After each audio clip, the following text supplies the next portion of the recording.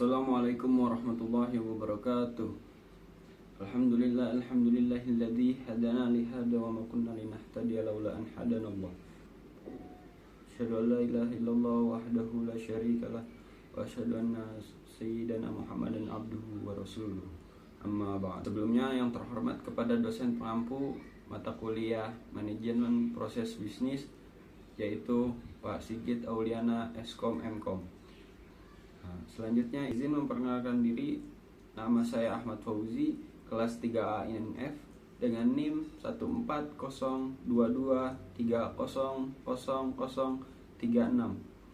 dengan program studi Sistem Informasi.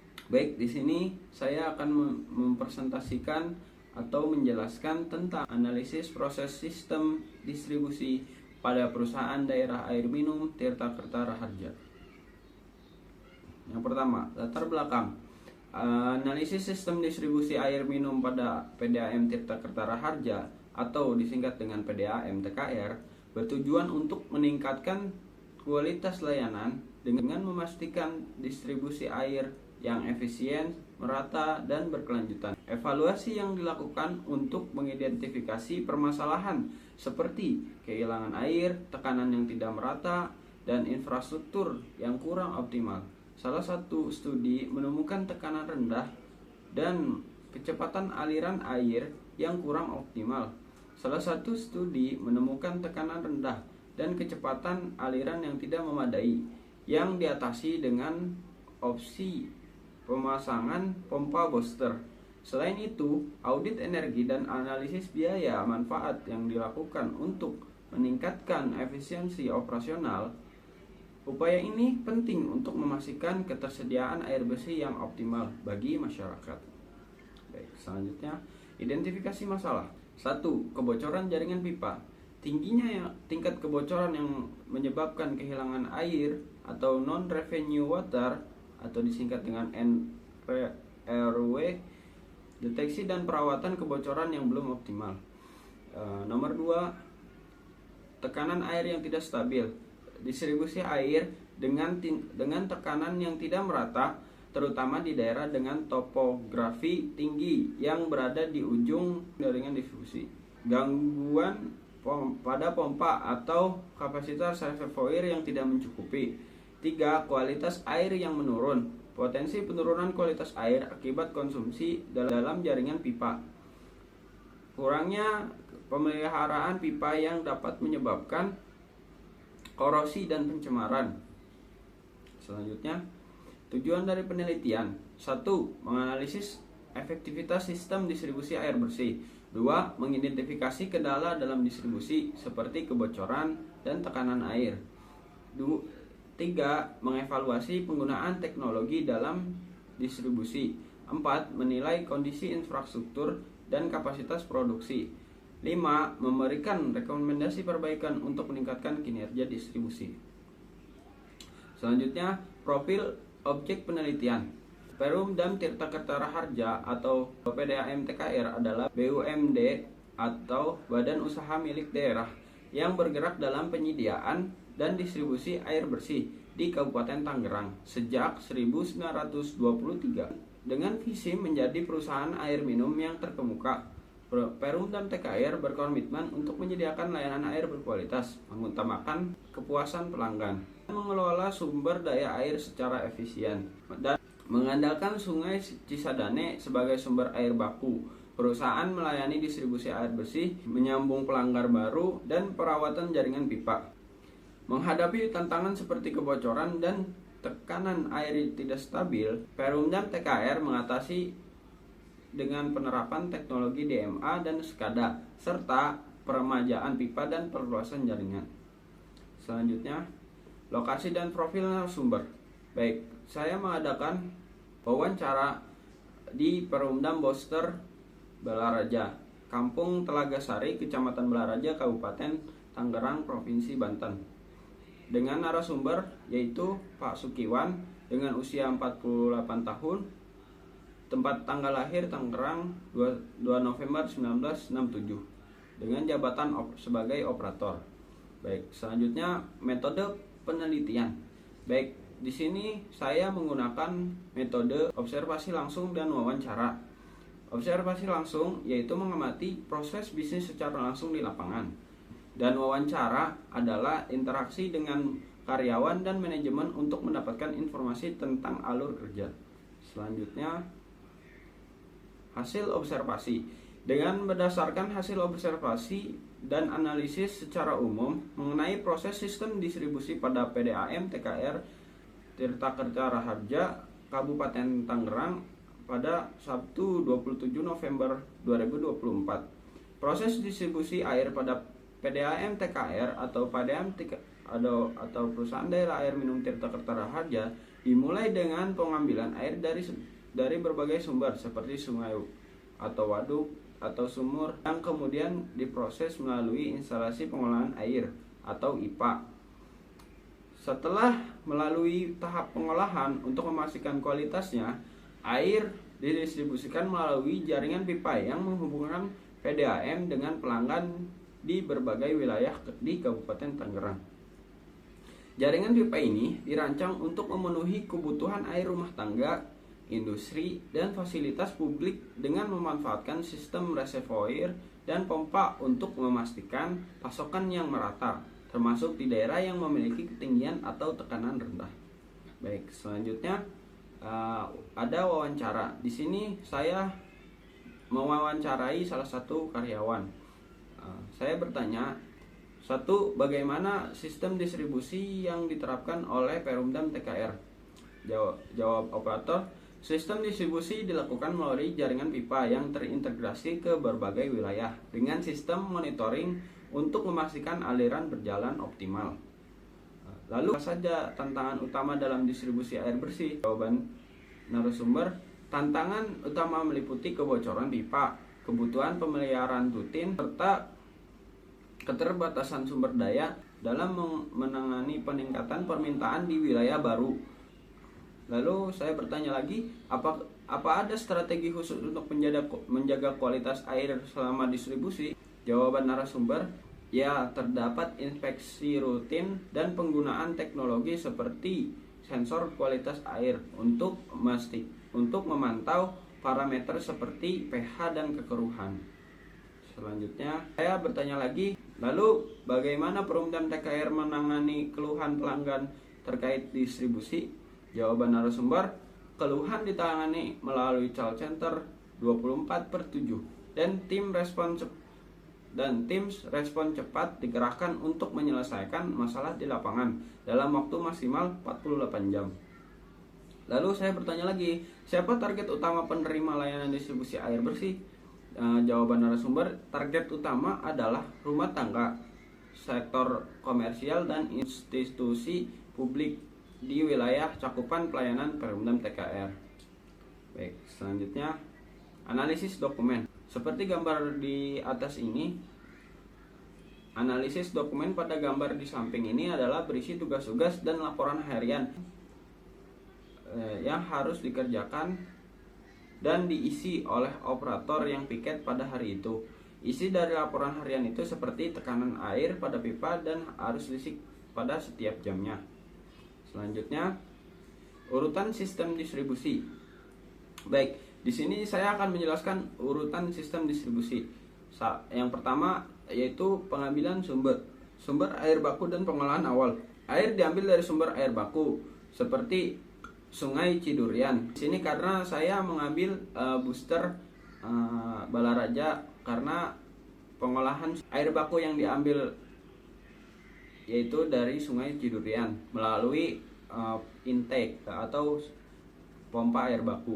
Air kemudian melalui proses pengolahan seperti koagulasi, fluktuasi, sedimentasi, filtrasi, dan desinfeksi untuk memastikan air bersih dan aman dikonsumsi. Yang selanjutnya, yang kedua, penyimpanan sementara atau reservoir. Setelah pengolahan, air bersih ditampung dalam reservoir atau bak penampungan sementara.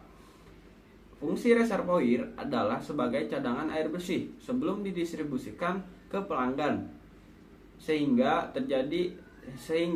jika terjadi gangguan pengolahan tetap ada pasokan sementara. Yang selanjutnya yaitu rumah pompa dan distribusi utama. Dari reservoir, air dialirkan ke rumah pompa. Pompa distribusi berfungsi untuk mendorong air bersih keluar dari bak penyimpanan menuju jaringan perpipaan utama. Jaringan yang selanjutnya yaitu jaringan perpipaan distribusi. Air disalurkan melalui jaringan perpipaan yang terhubung ke berbagai wilayah layanan PDAM. Terdapat valve atau katup yang berfungsi untuk mengatur tekanan dan arah aliran air dalam pipa. Yang selanjutnya, pelanggan akhir atau konsumen. Air didistribusikan ke pelanggan seperti rumah tangga atau pengguna domestik, instansi publik atau sekolah, rumah sakit, industri dan komersial, yaitu adalah pabrik atau perkantoran. Yang terakhir adalah sistem controlling dan monitoring. Terdapat sistem pengawasan kualitas air dan tekanan distribusi untuk memastikan kelancaran distribusi. Jika ada terjadi penurunan kualitas atau tekanan air, operator dapat melakukan penyesuaian dari rumah pompa atau dengan mengatur valve di lapangan. Baik, selanjutnya ini adalah gambar urutan sistem distribusi. 1. Sumber air baku dan pengolahan awal. Yang kedua, penyimpanan sementara dan reservoir atau reservoir. 3. Rumah pompa dan distribusi utama. Yang keempat, jaringan perpipaan distribusi. Yang kelima adalah pelanggan akhir atau konsumen. Yang keenam adalah sistem kontrol dan monitoring. Baik, selanjutnya struktur. Ini yang pertama, di gambar pertama adalah proses pengolahan awal air yang diambil dari Sungai Cidurian.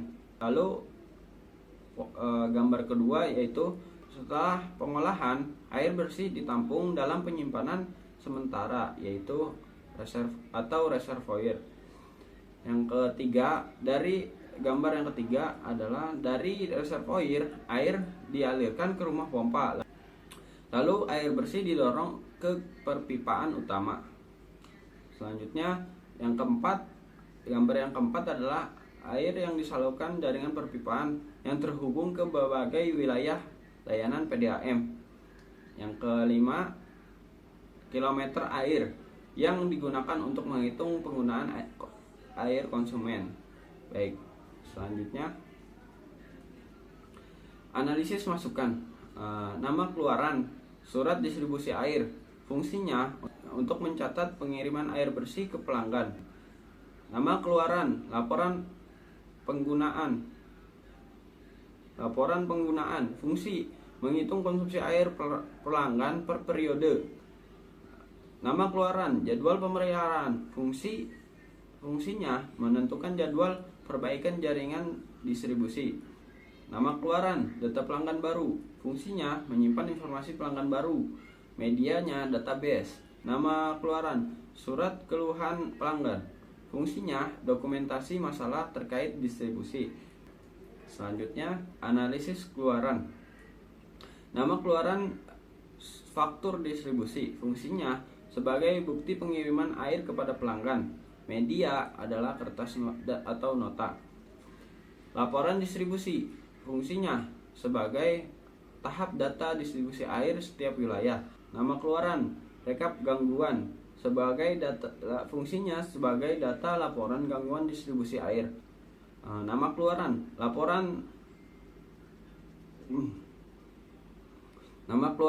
laporan pemakaian air, fungsinya sebagai laporan total pemakaian air pelanggan. Medianya file database atau Excel. Formatnya tabel laporan. Frekuensi per bulan. Sumber atau distribusi bagian keuangan kepada manajer perusahaan. Baik, selanjutnya usulan perbaikan. Di sini saya mempunyai usulan perbaikan. Ya, 1. Kebocoran pada jaringan pipa. Implementasi teknologi deteksi kebocoran menggunakan perangkat modern seperti sensor tekanan, akuatik atau IoT untuk mendeteksi kebocoran secara real time. Selanjutnya, peningkatan pemeliharaan preventif menjadwalkan inspeksi rutin terhadap jaringan pipa untuk mendeteksi dan memperbaiki potensi kerusakan sebelum menjadi kebocoran besar. Yang kedua adalah tekanan air tidak stabil. Optimalisasi sistem pompa dan reservoir, yaitu dengan menambah kapasitas pompa atau reservoir di daerah dengan kebutuhan tinggi atau tekanan rendah. Selanjutnya pemetaan hidrolik jaringan menggunakan software hidrolik untuk memodelkan distribusi air dan memastikan tekanan merata di seluruh wilayah. Yang ketiga, kualitas air yang menurun. Peningkatan pengawasan kualitas air dengan mengintegrasikan sistem monitoring sistem monitoring kualitas air secara otomatis di beberapa titik dalam jaringan distribusi. Yang kedua, memelihara dan menggantikan pipa lama dengan mengganti pipa lama yang sudah tua dan rawan korosi untuk mencegah kontaminasi. Selanjutnya program edukasi pelanggan dengan melibatkan pelanggan untuk melaporkan perubahan kualitas air agar dapat segera ditindaklanjuti oleh tim teknis. Selanjutnya, program edukasi pelanggan melibatkan pelanggan untuk melaporkan perubahan kualitas air agar dapat segera ditindaklanjuti oleh tim teknis. Baik, selanjutnya kesimpulan. Baik, sistem distribusi pada Perumdam TKR menghadapi 3 permasalahan utama yang memerlukan perhatian serius, yaitu tingginya tingkat kebocoran pada jaringan pipa atau non-revenue water atau NRW. Tekanan air yang tidak stabil dan penurunan kualitas air. Kebocoran disebabkan oleh kurangnya deteksi dan pemeliharaan preventif yang optimal. Sementara tekanan air yang tidak merata terjadi akibat kapasitas pompa dan reservoir yang belum memadai, khususnya di daerah dengan topografi tinggi. Selain itu, kualitas air menurun akibat kontaminasi dari pipa.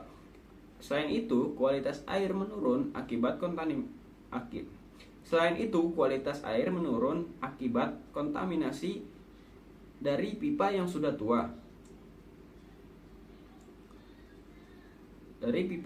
tua dan kurang terawat, yang beresiko menurunkan kepuasan pelanggan. Oleh karena itu, diperlukan langkah-langkah yang strategis seperti penerapan teknologi deteksi kebocoran, optimalisasi sistem distribusi, dan peremajaan jaringan pipa untuk memastikan layanan distribusi air yang lebih efisien dan